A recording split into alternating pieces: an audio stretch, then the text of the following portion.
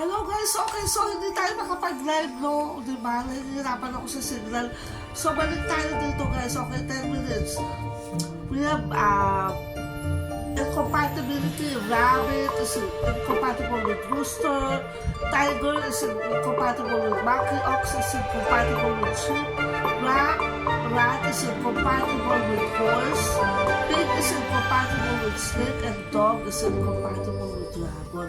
We don't know the reason for this, but logically, you will observe yung characteristics each animal has. Meron siyang reason kung bakit sila incompatible.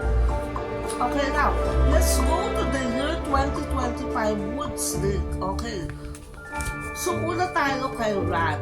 Okay, so rat personality, hindi siya, pabilis siya kumilos, pero bago siya mag-decide, ang dami niyang pasikot-sikot. Urong-sulong, parang ganon. Urong-sulong ka. Okay. So, yun yung rat, pero matalino siya. Okay. So, characteristic muna tayo guys ha. Okay, next naman si ox naman, steady siya. Trustworthy siya, and hindi siya parating nagbabago ng isip. Pag nag-decide siya, yun na yun, yung si ox. Si tiger naman, prangka siya, direct to the point.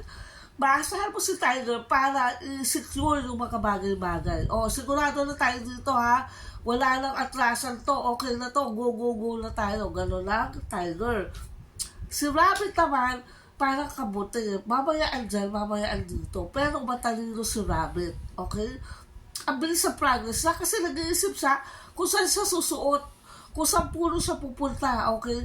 And then he moves. Lumulundag siya guys, hindi siya tumatalon-talon. Ganon ang rabbit personality. Okay, si dragon naman has a messiah factor. Madalas ito yung mga Chinese animal signs na mga politicians kasi sila yung matulungin at saka sila yung tagapagtanggol ng zodiac. Si dragon. Okay, let's go to horse. Horse, if you like to have an employee na tagahatid o courier, logistic, get a horse. Kasi ano siya, dire-diretso yung kilos na, walang paligoy-ligoy yan. Okay, punta ako dito, mamaya pagkaharap ko, wala na siya. Okay, so ayaw na nung maraming dinadaanan, maraming stopover. Si horse is a travel sign. Okay, normally nakukuha ni horse yung ka ng makaswerte at pera at income or finances sa malayong lugar. Okay, si goat naman is a good follower. Madalas nandito ng simbahan ang mga year of the sheep because they know how to follow and they know how to lead. Okay, so they are good leaders. And then monkey, it's playful. Okay, so if you want to have a funny bone character na kasama mo, okay, they are good personalities as well, lalo na sa sales. Okay, so kinukwentohan ka lang, inaaliw ka lang, tapos nabentahan ka na pala. Ganun ang monkey, okay?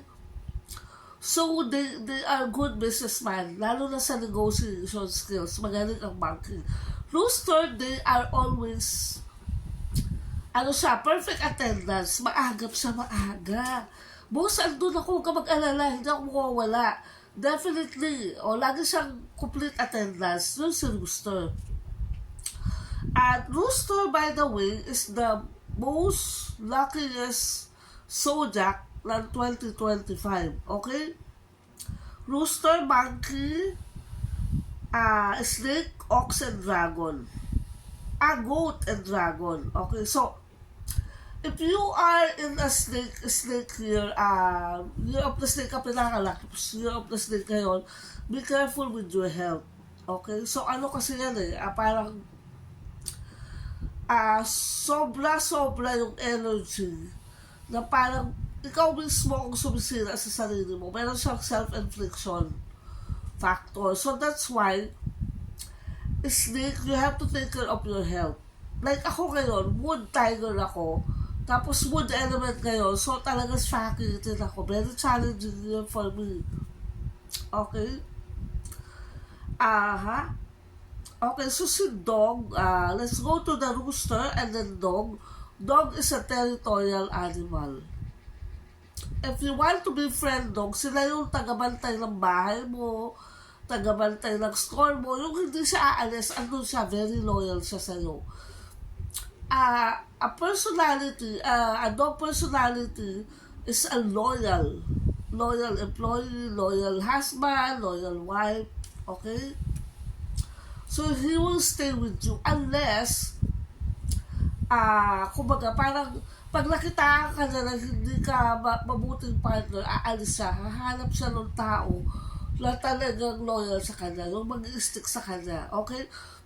Malaking factor sa dog personality or sa dog person ang loyalty. Okay, next, the pig. Pig is a loud personality. They are lucky in finances. The problem with Pig is that everything about him, people has to know. Ang dami na kinukonsultan tao, ang dami na kinukwentuhan, which is nothing wrong with that. But then, of course, nawawala yung ka ng sense of privacy. Okay, so, by the way guys, the Pig is has a very challenging year for 2025, the wood. Kasi incompatible sila ni snakes. Okay? So, bakit merong incompatibility? Okay, rabbit against rooster, tiger against monkey, ox against sheep, rat against horses, pig against snake, dog against dragon. Okay, ano ba yung dapat natin alamin? Okay, so, sa negosyo, sa second, third part ko, iaano ko sa yung tamang career for each zodiac animal. So for now, ito yung possibilities o yung characteristic mo. Okay? So ito hindi mababago to guys. Kumbaga naturalesa mo to. Si rabbit, ano siya nag-iisip siya at saka very clever ang rabbit. So nag-iisip yan and then move siya ang bilis. Ang bilis ang progress. Okay, the rabbit. The rooster, kaya siya nananalo, ay kaya siya nagiging winner, nagiging mayaman, nagiging successful, is because the rooster is always around. Visible siya. Okay? And maagap siya. Magkaiba yung maagap sa masipag. Yung masipag, they work, but they cannot grab the opportunity. Unlike the rooster, early na siya, maaga pa siya, he knows what to do. Ay, nandun si doon pala ako dapat pumunta. So, madalas silang, parang early bird, catches the early worm. Ganon siya, okay? So, next, tiger. Tiger is, when you say tiger personality, survivor yan. Sabi nga nila, the cat has 9 lives. Ito yung mahahaba ang buhay. Magkakasakit sila, terminal, pero magsosurvive sila, okay? So, shout out sa mga tiger dyan, okay? Ang tiger personality is very loud. Pagtatakbol ka niya, and maaasahan siya sa negosyo. Kasi tuloy-tuloy yan. Hindi yan aalis sa'yo. Unless you treat him bad, okay? Monkey is very playful. Always, you always, for the year 2025, swerte ka kasi the snake is tahimik siya. Si Maki naman is very mischievous. Tinitimpla niya, alam niya. Teka muna, seryoso ba to o mapaglaro? So, kaya sa kanya Maki ang year ng 2025, which is the wooden snake. Okay, by the way guys, the wood personality right now, if you will check yung ating politics, may mag-aaway, di ba? May mag-aaway. But this is a quarrelsome year because the wood year is a quarrelsome.